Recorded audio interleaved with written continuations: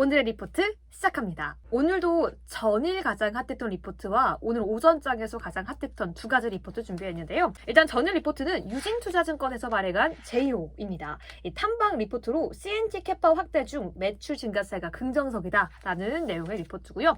오늘 오전장에서 핫했던 리포트는 바로 ABL 바이오에 대한 리포트입니다. 유안타 증권에서 나왔고요. 내용 자체는 트론티네마비 확인시켜준 BBB 셔틀의 필요성이라는 내용이었습니다. 그럼 먼저 첫 번째 리포트 시작해보겠습니다. 가장 먼저 유진투자증권에서 제이호에 대해서 리포트가 나왔습니다. 탐방 리포트고요. 굉장히 길고 자세하게 이야기가 나와 있는데요. 일단은 제이호라는 회사에 대해서 어떻게 사업을 영위하고 있는지에 대해서 함께 이야기를 해보도록 하겠습니다. 일단 사업별 매출 비중이 이렇게 나와져 있는데요. 일단 리포트 자체는 전반적으로 탄소 나노 튜브 CNT에 대한 이야기인데 우리가 리포트를 볼 때 가장 먼저 체크해야 하는 게 탄소 나노 튜브는 이 사업별 매출 비중 100%다해서 24% 전지 소재 사업이고요. 그 외에 76%는 플랜트 사업을 하고 있다라는 점까지 기억하고서 함께 체크해 보시면 좋을 것 같습니다. 탄소 나노 튜브, 이 CNT 같은 경우에 지금 이 매출 사업을 영위하고 있는 회사가 두 곳이 있죠. 나노 신소재와 오늘 리포트의 주인공 제이호가 있습니다. 전반적으로 지금 주요 고객사는 노스볼트, SK온, CATL이 주요 고객사로 있고요. 올해 작년 일본과 내년에는 미국까지 고객사가 확대될 것으로 예상을 하고 있습니다. 여기에 더해서 지금 매출 역시 더욱더 증가할 것으로 예상을 하고 있다라고 하는데요. 캐파 증설 역시 이 신공장 건설까지 예측을 해볼 수가 있습니다. 특히나 국내 유사 업체의 평균 PER, 이 주가에 대비해서도 굉장히 저렴한 가격대 메리트가 있는 기업이라고 하는데요. 조금 더 자세하게 함께 이야기해 보도록 하겠습니다. 일단 제이호 같은 경우에는 이 플랜트 엔지니어링 사업을 기본적으로 시작을 했던 회사였고요. 여기에 더해서 2003년도에 CNT에 대해서 탄소 나노 튜브에 대해서 연구 개발을 시작한 회사입니다. 일단은 우리가 2차 전지의 핵심 소재, 물질이라고는 하긴 하는데 이 핵심 소재 탄소 나노 튜브가 도대체 무엇인지 궁금해하시는 분들이 있을 것 같습니다. 그래서 제가 이렇게 여러분들 대신해서 공부를 해왔는데요. 일단 여기 그림이 보이면 좋을 것 같습니다. 정말 얇고 작은 이 튜브, 아주 작은 파이프라고 생각을 하면 되는데 이 파이프 안에 탄소 원자들이 가득 분포가 되어 있는 그런 탄소 나노 단위의 튜브다라고 생각을 하면 될 것 같아요. 그런데 이 파이프는 특징이 있습니다. 전기가 아주 잘 통하고요. 열을 아주 잘 전달을 해가지고 2차 전지 안에 쓰이기에 너무 좋아요. 그런데 2차 전지에 우리가 기본 물질을 배울 때는 양극재, 음극재, 전해질, 분리막 이런 내용들에 대해서만 얘기를 했었는데 아니 갑자기 탄소 나노튜브가 왜 필요한 거지? 라고 생각하시는 분들이 있을 것 같아요. 왜냐면요. 전기를 빨리 전달해 줄 수 있고요. 탄소 나노튜브가 들어가면서 더 오래 쓸 수 있고 안전성까지 올라간다라고 합니다. 아니 다른 건 오케이인데 안전성이 왜 올라가? 라고 생각하시는 분들이 있을 것 같습니다. 일단 우리가 리튬 이온 전지를 사용하는데 리튬 같은 경우에는 계속 배터리를 충전하고 방전하고 해서 사용을 하다 보면은 리튬 플레이크가 터질 수가 있습니다. 이게 화재로 바로 진행되진 않지만 리튬 플레이크라는 게 발생을 하게 된다라면 배터리의 성능, 효율, 그리고 앞으로 배터리를 써 나가는 데 있어서 좀 문제가 생길 수도 있는 부분이 될 텐데요. 바로 이런 부분들을 해결할 수 있다고 합니다. 일단 리튬 같은 경우에는 이 충전, 방전되는 과정에서 쌓이고 하면서 한 부분에 쌓이면서 이 부피 변화가 일어날 수 있고 이렇게 양극재 리튬이 불규칙하게 쌓이는 게 바로 리튬 플레이크가 일어나게 할 수 있는 주요 원인인데 이 탄소 나노 튜브 자체가 굉장히 이름만큼 유연하고 부드럽고 이 부피에 잘 대응을 할 수 있어가지고 굉장히 이 민감한 대응을 해줄 수 있다. 한마디로 친구들 사이 내에서도 사이가 안 좋고 성향이 다르고 문제가 일어날 수 있는 친구들을 잘 다독여주고 그 친구들의 화해까지 해줄 수 있는 그런 역할을 2차 전지 내에서 탄소 나노 튜브를 첨가함으로써 넣음으로써 해결할 수 있다라는 부분이고요. 여기에 더해서 전반적으로 전기 전도성이 정말 높기 때문에 굉장히 효율적으로 이 전하를 이동시켜 줄 수 있기 때문에 안전 문제도 굉장히 빠르게 해결할 수 있다라고 합니다.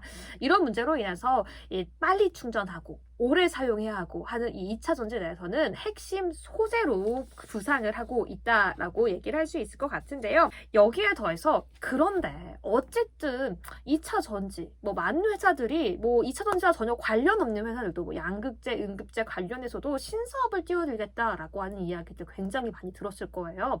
그렇다면 아무리 이 회사가 경쟁력이 있고 탄소 나노튜브가 꼭 필요하더라도 이거 또 다른 회사들이 만약에 신규 시장을 진입한다고 한다면 경쟁력을 조금 잃어가는 게 아닐까라고 생각을 할 수 있겠지만 바로 이 CNT 사업에 있어서는요. 진입 장벽이 다른 2차 전지 소재 분야에 비해서 높다라고 합니다. 생산과 유통을 위해서는요. 국가별로 등록과 인증을 맞춰야 하는데요. 미국에서도 환경보호국인 EPA에서 등록을 받아야 되고 유럽에서 판매하기 위해서도 신화학물질 제도인 이 REACH, REACH의 등록을 완료해야 하는데 각각 필요한 게 보통 3년에서 5년이기 때문에 그런 신규 진입자에 대한 이 진입 장벽을 충분히 확보해 놓았기 때문에 이 부분에 있어서도 경쟁력이 높다라고 말할 수 있다고 합니다. 여기에 더해서 신규 고객도요 매년 추가가 되면서 글로벌적으로도 일본 신규 고객 그리고 앞으로는 내년에는 국내 미 국내 고객까지 추가적으로 확보할 것으로 예상이 되고 있다라고 하고요. 이게 끝이 아닙니다. 고객사가 확보가 되면서 그 캐파를 모두 충분히 수요에 반응하기 위해서 캐파 증설 확대 계획까지 가지고 있는데요. 현재 지금 진행은 안산 1공장에서 진행이 되고 있지만 현재 안산 2공장에 투자를 하면서 공장을 지어나가고 있고요. 추가적으로 안산 3공장에 대한 투자까지 예상이 되고 있다라고 합니다. 리포트에 따르면은 신사업에 대한 발굴도 계속해서 이어지고 있다라고 하는데요. 1번으로 수소 생산시설 사업도 진행할 예정이고요. 2번으로는 반도체 공정 특수 소재 사업에도 진지를 추진하고 있다라고 합니다. 그렇다면 실적은 어떤가라고 보면요. 이 흑자 전환으로 2003년 기준으로 성공했다라고 하고요. 실적 성장세를 보면 좋긴 좋지만 가파르게 기대가 되고 있진 않다라고 합니다. 왜일까요? 2차 전지, 전기차 이 예상보다 부진한 전방 시장의 전기차 생산 증가세 때문인데요. 아무래도 지금은 이런 부분에 의해서 성장세가 소폭 약한 우려는 있긴 하지만 만약에 시장이 회복된다라고 한다면 더욱더 이 가파른 성장세를 기대해 볼 수 있다라고 이야기를 하고 있습니다. 이 마지막으로 이 비슷한 동종 업계 내에서 비슷한 2차 전지 소재 섹터 내에서 다른 업체들과 비교했을 때요. 국내 유사 업체들 뭐가 있을까요? 2차 전지 소재 업체 포스코 퓨처엠, 에코프로비엠, 코스모 신소재까지 비교했을 때 사실은 이런 기업들과 비교하는 게 맞나는 잘 모르겠지만 일단 비교했을 때 평균 PER 대비해서 훨씬 저렴하고 이 주가의 매력도도 있다라고 이야기를 하고 있습니다. 하지만 여기서 제가 딴지 하나를 걸자면요. 연간 제품별 매출 추이와 전망을 봤을 때 아무래도 제가 앞서 초반에 말씀드렸던 게 70%가 넘게 제휴의 매출에 차지하고 있는 게 2차 전지 소재 사업이 아니라 플랜트 사업입니다. 24%에 차지하고 있어서 물론 적다라고 할 수는 없지만 플랜트 사업은 리포트와 마찬가지로 2024년, 2025년이 될수록 계속 증가할 것으로 예측은 되고 있는데 기존에 원래 본 사업이고 70% 넘는 매출을 가져가고 있는 본래의 플랜트 사업 같은 경우에는 같거나 오히려 줄어들 것으로 예상이 되고 있기 때문에 우리가 제고에 대해서 이 긍정적인 뉴스와 그렇지 않은 뉴스를 받아들일 때 어느 정도 선별도 필요할 것 같다라고 말씀드리고 싶네요. 네, 그럼 이렇게 제휴에 대한 리포트는 마무리해 보도록 하고요. 저희는 두 번째 리포트 이어가 보겠습니다. 오늘 두 번째 리포트는요. 오전장에서 가장 관심을 많이 받았던 리포트입니다. 바로 에이벨 바이오에 대한 리포트고요. 바로 유안타 증권에서 발행을 했네요. 이 트론티나맵이 확인시켜준 BBB 셔틀의 필요성이라고 이야기를 하고 있는데요. 아무래도 지금 미국도 그렇고 한국도 제약도 그렇고 제약 바이오에 대한 관심이 뜨거운 것 같습니다. 일정 자체도 그렇죠. 뭐 JP모건 헬스케어가 이미 전에 끝났지만 그럼에도 불구하고 이런 재료가 죽지 않았습니다. 4월 초에는 ALCR 암학회가 있고요. 6월에는 뭐 아스모 계속해서 일정들이 남아있기 때문에 제약바이오에 대한 기대감도 있고 국내에서도 국외에서도 뭐 비만 치료제 그리고 국내에서는 뭐 HLB 뭐 그 외에 레고캠바이오 다양한 기업들이 시장의 이슈를 끌어내주고 있기 때문에 주목을 받고 있는데요. ABL 바이오는 그렇다면 어떤 이야기를 가지고 있는지 함께 체크해 보도록 하겠습니다. 일단 제약 바이오 리포트가 굉장히 어렵기 때문에 여러분들과 용어도 하나씩 정리해 보면서 가보도록 할게요. 일단 트론티나마비 확인시켜준 BBB 셔틀의 필요성이라고 하는데 BBB와 BBB 셔틀이 무엇인지부터 함께 알아보도록 할게요. BBB는 먼저 이 뇌 안에서요, 뭐 해로운 물질이 들어왔을 때 막아주는 역할이 필요할 거 아니에요. 한마디로 blood brain barrier이란 뜻으로요, 혈액 뇌 장벽입니다. 이 해로운 물질이 뇌로 유입되는 것을 방지해주는 뇌 안의 조직이라고 생각하면 되는데요. 한마디로 알츠하이머를 치료할 때 있어서 약물을 뇌에 투입을 해야 하는데요. 적당하게 뇌 안에 가장 좋은 자리에 투과를 해서 그 물질이 잘 분포되게 하기 위해서는요. 이 BBB, 이 장벽과 조직을 잘 침투시켜줄 수 있는 기술을 가진 BBB 셔틀이 필요하다라는 겁니다. 그럼 트론티나맵이 무엇이냐라고 한다면요. 이 제약바이오회사 로슈에서 내놓은 이 시험용 알츠하이머 치료제인데요. 이 부분에 대해서는 잠시 뒤에 조금 더 자세하게 이야기해 보도록 하겠습니다. 일단 지금 시장에서 가장 주목받고 있는 미국 제약바이오 회사가 어디죠? 바로 노보노디스크와 일라이 릴리입니다. 바로 이 비만 치료제로 인해서 시장에서는 관심을 뜨겁게 받고 있는데요. 그 중에 하나인 일라이 릴리에서는 알츠하이머 시장에도 진출하려고 노력하고 있습니다. 그 중에 하나가 바로 도난의 마비일 텐데요. 하지만 시장에서 진출하기에는 지금 현재 승인이 지연이 되고 있습니다. 왜 이 일라이 릴리라는 큰 빅파마에서 출시하려고 하는 알츠하이머 치료제 도난의 마비 승인이 지연되고 있는지 알아보니까요. 굉장히 이 알츠하이머 치료에서는 이 부작용이 위험이고 걱정이라고 합니다. 이 부분을 해결하는 게 가장 큰 문제라고 하는데 이 부작용이 ARIA, 뭐 쉽게 ARIA라고 한다면요. 이 부분이 가장 치명적이라서 심지어 사망까지도 이룰 수 있는 문제라고 합니다. 여러분들께 ARIA 발생이라고만 한다면 뭐지? 라고 이해하기가 어려울 수 있어서 여러분들께 조금 더 쉬운 질병명으로 말씀드린다면 뇌부종, 뇌 미세 출혈 같은 질병으로 정말 극심하게 부작용이 나온다면 사망까지도 이어질 수 있는 심각한 부작용입니다. 한마디로 이런 부분들이 아직 알츠하이머 치료제에서는 해소가 되지 않은 큰 문제고요. 거기에 더해서 이 ARIA 부작용은요. 만약에 알츠하이머를 앓지 않은 그냥 일반 사람이 만약에 이런 치료제를 시험 삼아 맞았고 뇌 장벽에 침투가 되었을 때 부작용이 생긴다라고 한다면 더 치명적이고 더 쉽게 이런 부작용이 알츠하이머 인자, 이 병원 인자를 가지고 있는 사람들에게 더욱더 나타날 확률이 높기 때문에 알츠하이머 치료제 내에서 더욱더 우리가 주의를 필요성해야 하는 그런 문제라고 합니다. 그렇다면 이런 문제 속에서 로슈도 새로운 이 시험용 알츠하이머 치료제를 시장에 선보였는데요. 그게 바로 조금 전에 제가 말씀드렸던 그런 트론틴의 마비입니다.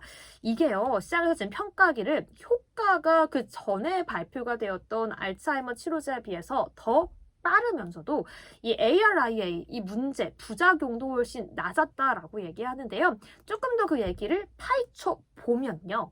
그 핵심에는 BBB 셔틀, ABL 바이오의 핵심 기술인데요. 이 BBB 셔틀의 기술을 추가했기 때문에 가능했다라고 말하고 있습니다. 물론 로슈는 ABL 바이오의 기술을 쓰지는 않았습니다.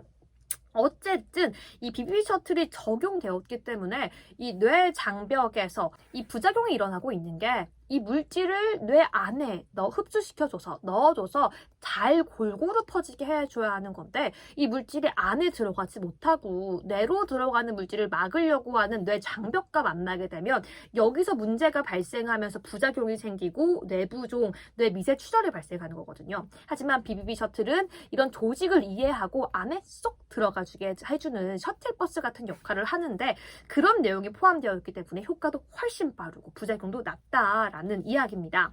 한마디로 이미 시장 내에서는 이 로슈가 선보인 BBB 셔틀 기술을 추가한 트론티네맙이 굉장히 효과가 좋고 부작용이 적다라는 내용이 발표가 되었기 때문에 에이비엘 바이오가 가지고 있는 이 BBB 셔틀의 중요성과 기술을 국외의 이 빅파마들이 주목할 것이다 라고 이야기를 하고 있는데요. 그렇기 때문에 투자 의견을 바이라고 이야기를 했고요. 이 에이비엘 바이오가 가지고 있는 이 BBB 셔틀 플랫폼 그랩바디 D에 대해서 긍정적으로 이야기를 하고 있는 겁니다. 일단은 지금 시장에서도 계속해서 이 약들 이전에도 이 알츠하이머에 대해서는 계속해서 관련된 약물이 나왔었습니다.